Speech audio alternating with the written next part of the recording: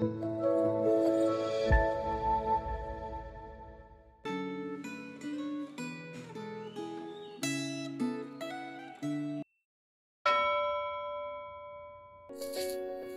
Bapak Ibu Saudara, hari ini firman Tuhan berjudul Takutlah akan Allah. Mari kita persiapkan hati, kita berdoa datang di hadapan Tuhan.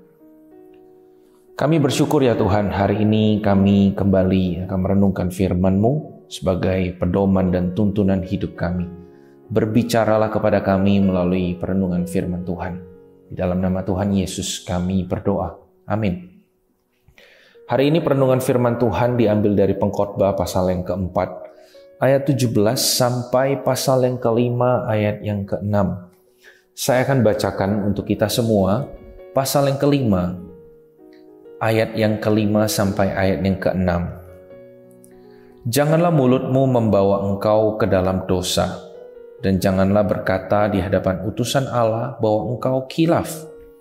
Apakah perlu Allah menjadi murka atas ucapan-ucapanmu dan merusakkan pekerjaan tanganmu?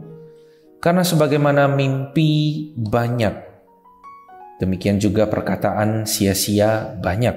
Tetapi takutlah akan Allah. Sedemikian jauh bacaan firman Tuhan. Bacaan Alkitab hari ini diakhiri dengan suatu peringatan. Tetapi takutlah akan Allah. Sesudah memaparkan secara panjang lebar tentang kesia-siaan di pasal-pasal sebelumnya, Pengkhotbah kembali mengajak kita untuk takut akan Allah. Bila kita ingin mendekati Allah atau berhubungan dengan Dia, Pengkhotbah memberi beberapa nasihat yang berguna dengan maksud agar hubungan kita dengan Allah tidak menguap.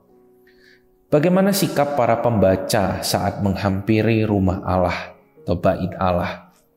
Bait Allah itu kudus.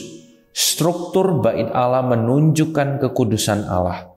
Tidak ada seorang pun yang boleh masuk ke tempat maha kudus di bait suci, kecuali imam besar yang diperbolehkan masuk sekali setahun. Pengkhotbah mengingatkan bahwa mendengar lebih baik daripada mempersembahkan kurban. Prinsip kebenaran ini diambil dari 1 Samuel 15 ayat 22, yaitu saat Samuel berkata kepada Raja Saul yang tidak mentaati perintah Allah, apakah Tuhan berkenan kepada kurban bakaran dan kurban sembelihan sama seperti kepada mendengarkan suara Tuhan? Sesungguhnya mendengarkan lebih baik daripada kurban sembelihan, mengindahkan lebih baik daripada lemak domba jantan. Dalam konsep Ibrani, ungkapan mendengarkan suara Tuhan sama dengan mentaati Tuhan. Mempersembahkan kurban tanpa mentaati firman Tuhan adalah tindakan yang tidak berkenan kepadanya. Ini juga sia-sia. Demikian juga halnya dengan perkataan kita. Kita seringkali berkata-kata tanpa berpikir panjang. Akibatnya, perkataan kita dapat melukai hati Tuhan dan melukai hati sesama manusia. Pengkhotbah mengingatkan kita untuk tidak berkata-kata secara sembarangan, karena Allah ada di surga dan engkau dan saya di bumi. Surga menyatakan kediaman Allah yang maha kudus, yang memandang ke bawah kepada kita. Semua hal tidak akan luput dari pandangannya. Oleh karena itu, Pengkhotbah menasihati agar tidak tergesa-gesa berkata-kata. Demikian juga halnya dengan bernazar. Kita harus segera menepati nazar kita kepadanya jika Allah sudah menjawab permintaan kita. Oleh karena itu, lebih baik engkau tidak bernazar daripada bernazar tetapi tidak menepatinya.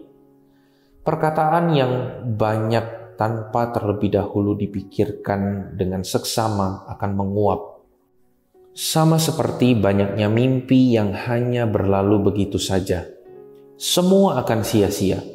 Namun, ada satu realitas yang tidak akan pernah menguap, yaitu Allah yang maha kekal. Suatu saat, Allah akan meminta pertanggungjawaban atas apa yang kita katakan dan kita perbuat. Oleh sebab itu, takutlah akan Allah.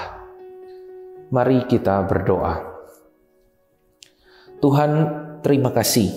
Kami tahu setiap teguran, peringatan yang kami terima hari ini, itu adalah bagian dari kasih Tuhan yang Tuhan nyatakan kepada kami. Tuhan, tolong kami untuk sepanjang hari ini ketika kami bekerja, beraktivitas, kami berjumpa dengan orang banyak. Mulut bibir kami tidak melakukan kejahatan, tidak menyakiti hati Tuhan ataupun sesama kami.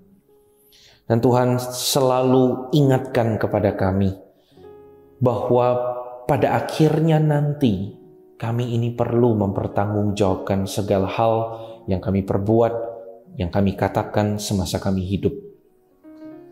Maka biarlah Tuhan hati kami ini ditolong setiap hari senantiasa hidup takut akan Tuhan. Terima kasih Tuhan.